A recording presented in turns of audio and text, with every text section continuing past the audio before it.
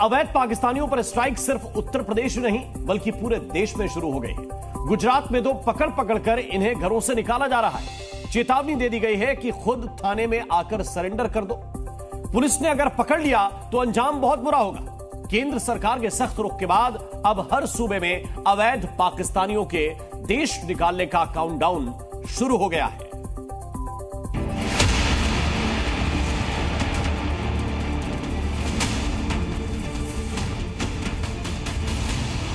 अवैध तरीके से अगर गुजरात में रह रहे हैं तो वो पुलिस स्टेशन में जाके सरेंडर हो जाए, वरना गुजरात पुलिस ये सभी लोगों पे ना भूतो ना भविष्य उस प्रकार के स्ट्रॉन्ग एक्शंस लेने के लिए तैयार है। ये चेतावनी है उन पाकिस्तानी और बांग्लादेशियों को जो अवैध रूप से गुजरात के अलग अलग हिस्सों में चोरी छिपे रह रहे हैं। पहलगाम में हुए आतंकी हमले के बाद केंद्र सरकार के निर्देश पर देश में रह रहे अवैध प्रवासियों की पहचान कर उन्हें देश निकाला देने का काम शुरू हो चुका है, जिसकी तस्वीरें गुजरात के अलग अलग शहरों से सामने आई हैं। ये दो तस्वीरें देखिए, एक तस्वीर सूरत की है जबकि दूसरी अहमदाबाद की। सूरत में पुलिस ने कार्रवाई करते हुए 100 से ज्यादा अवैध पाकिस्तानी और बांग्लादेशियों की पहचान कर उन्हें हिरासत में लिया है, जबकि अहमदाबाद में 400 से ज्यादा अवैध पाकिस्तानी और बांग्लादेशी पुलिस के हत्थे चढ़े हैं। गुजरात सरकार ने क्राइम ब्रांच को राज्य के बड़े शहरों और गांवों में अवैध रूप से रह रहे विदेशी नागरिकों को तुरंत हिरासत में लेने को कहा है। इसी के बाद सूरत और अहमदाबाद में अभियान चलाया गया। पुलिस ने हिरासत में लिए गए लोगों की परेड निकाली और सबको पैदल लेकर हेडक्वार्टर पहुंची। इन सभी के दस्तावेजों की जांच चल रही है। हमारे होम मिनिस्टर साहब की सूचना के हिसाब से डीजीपी सर और सीपी साहब की सूचना से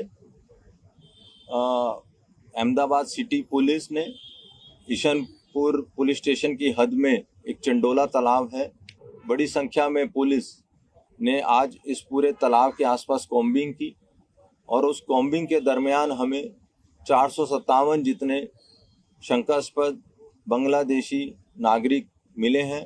उनकी अभी पूछपरछ चालू है।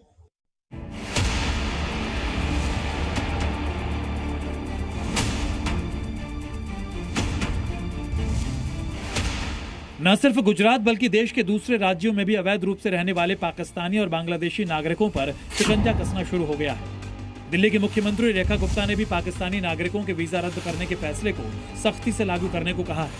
उन्होंने कहा कि केंद्र सरकार का फैसला सख्ती से लागू होगा और दिल्ली में रह रहा हर अवैध पाकिस्तानी निकाला जाएगा। देश के कुछ और राज्यों में अवैध पाकिस्तानियों और बांग्लादेशियों की पहचान का काम शुरू हो चुका है। मध्य प्रदेश में 200 से ज्यादा अवैध पाकिस्तानी रह रहे हैं। हरियाणा में 400 से ज्यादा अवैध पाकिस्तानी रह रहे हैं। इन सभी लोगों को जल्द से जल्द भारत से बाहर भेजने की प्रक्रिया शुरू कर दी गई है।